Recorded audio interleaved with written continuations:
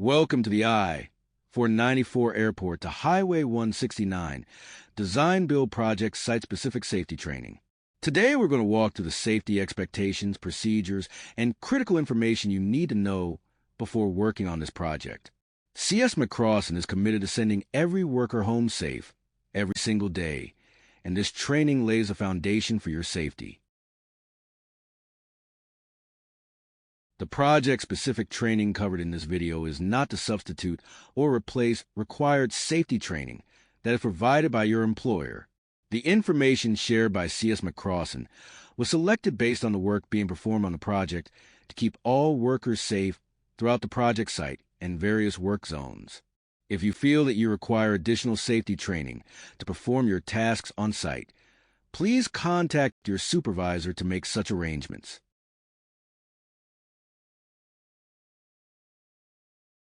At CS McCrossin, safety isn't just a policy, it's a value. This project will be closely evaluated due to its design-build nature, and that means we must work as a team to protect the traveling public and all frontline workers. Our goal is simple. Everyone goes home in the same healthy condition they came to work in. That starts with awareness, communication, and accountability.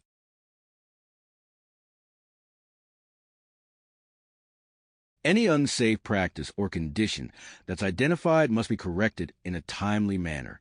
Hazards are prioritized by severity. If we identify an imminent danger, something that could seriously injure or kill someone, work in that area stops immediately until a hazard is eliminated. Supervisors and managers will conduct documented weekly inspections whenever operations are active. These are your safety contacts for the project. Larry Wall is the project safety manager, and Brittany May, the safety coordinator. They are here as your resource. If you have questions, concerns, or need assistance, please contact them anytime. They would much rather answer question than respond to a preventable injury. Report any and all injuries to your supervisor and the project safety team, no matter how small. This allows us to track trends, investigate root causes, and ensure you receive proper care. Subcontractors must document their own injuries and provide root cause analyses, and continue to report OSHA recordables to the project safety team. Open communication helps everyone maintain safety as a core value among the project. Before work begins each day, every crew must complete a daily JHA and a toolbox talk. A daily JHA, or job hazard analysis, is a meeting you have with your crew to review that day's tasks and functions, then evaluate potential safety hazards one could be exposed to, followed by offering ways to avoid, mitigate, or use PPE to protect workers from the hazards. Toolbox talks are short, focused safety discussions held on a job site to reinforce safe work practices, highlight hazards, and address current tasks or conditions. Topics can include blind spots, power tools, silica exposure, to give a few examples. They help keep crews aligned, aware, and proactive about preventing incidents. Both must be documented. Documentation should include date, topic, and attendees. Weekly safety meetings and weekly site audits are also required. Any hazards identified must be corrected, and corrective actions must include supporting documentation in the site audit. This routine ensures compliance and keeps work predictable and safe. This project requires standard PPE at all times: long pants, sleeve shirts, hard hats, safety glasses, Type 2 high visibility vests, and hard-toe work boots.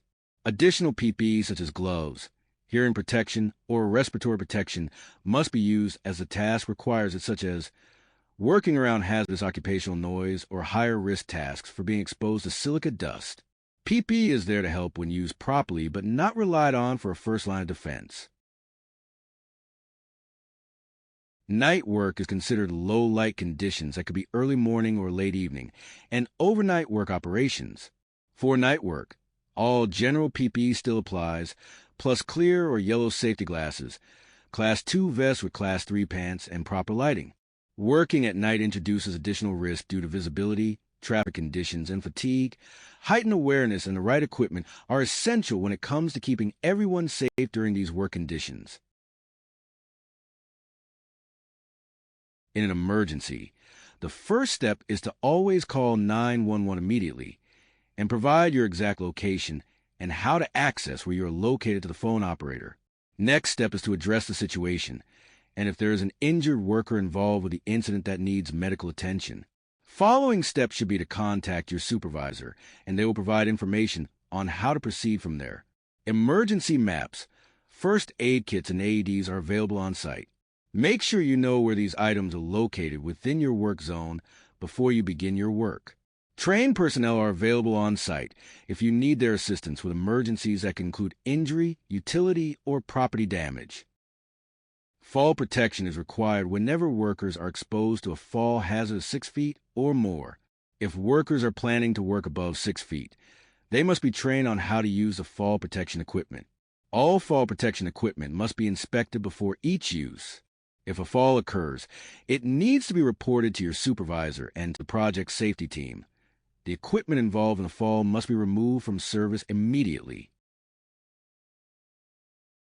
Catwalks must have compliant guardrails, mid-rails, and tow boards. Horizontal lifelines must be designed and supervised by a qualified person. Leading edges over 6 feet must be protected, and workers must be tied off.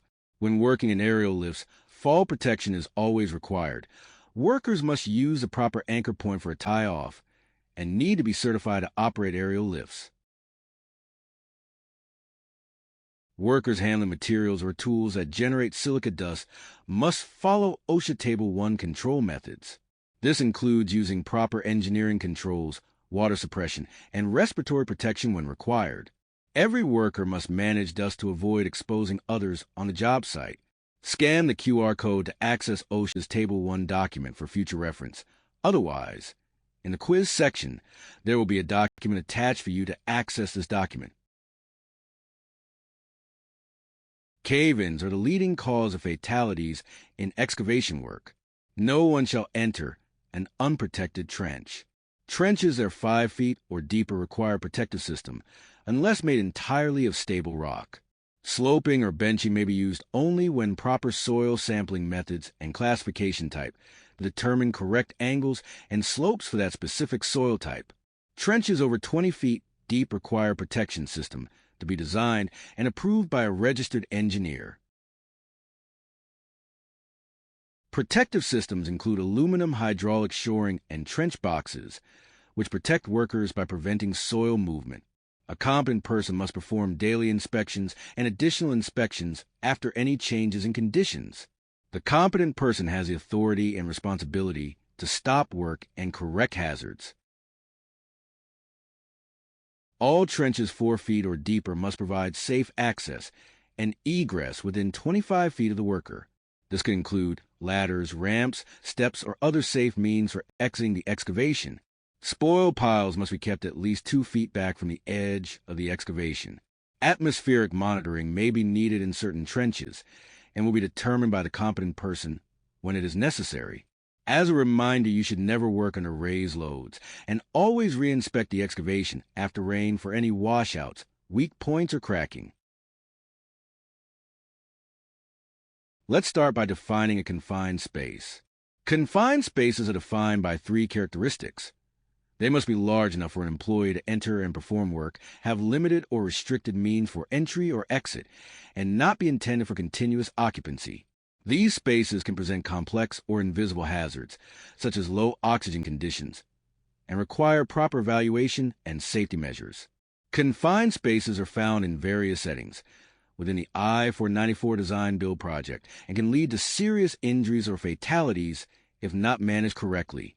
That is when a competent person must identify confined spaces and determine whether a space is permit required.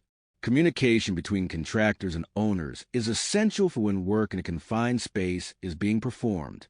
All workers entering permit-required spaces must be confined space trained. When a confined space task must be performed, it requires trained supervisor, attendant, and authorized entrance. It also requires a rescue plan to be in place and perform atmospheric testing before entry. When working around mobile equipment, always establish eye contact with operators before approaching. Understand blind spots of the various equipment in your work zones and stay alert. Operators must complete their inspections and follow safe operating procedures. When working around underground utilities, operators must comply with Gopher State one-call requirements and be aware of additional hazards. When working and operating equipment near overhead power lines, be sure to maintain the necessary distance away that is determined by the voltage of the power line, with minimum distance of 10 feet. In a terroristic or physical threat scenario, follow the run, hide, fight model. Run if you can escape safely. Hide if you can't run. Fight only as a last resort to stop the threat. Call 911 when it is safe to do so. Situational awareness saves lives. Shelter-in-place maps are posted at each segment on portable toilet doors and located with C.S. McCross and Foreman on their tablets. Weather changes fast, especially in Minnesota, so be aware of safe shelter locations and follow direction from supervision on how to proceed with inclement weather. Entering and exiting the work zone must be done safely with adequate acceleration and deceleration space. Beacons must be activated before entering or exiting the work zone to notify the traveling public of your presence and intentions that are changing from a normal flow of traffic. When working near high-speed traffic, stay inside barriers or fencing and maintain a 30-foot clear zone from openings. Before moving or backing your vehicle or equipment, perform a 360-degree walk around to make sure there is nothing in your intended path. If the path is complicated or congested with workers or materials, it is always a good idea to grab a spotter to help. This is a strict rule. Do not cross live ramps at a 90-degree angle, not by foot, not by vehicle, not by equipment. These areas are high risk and high speed, so this rule protects everyone. There are severe consequences set in place from MNDOT for violating this rule,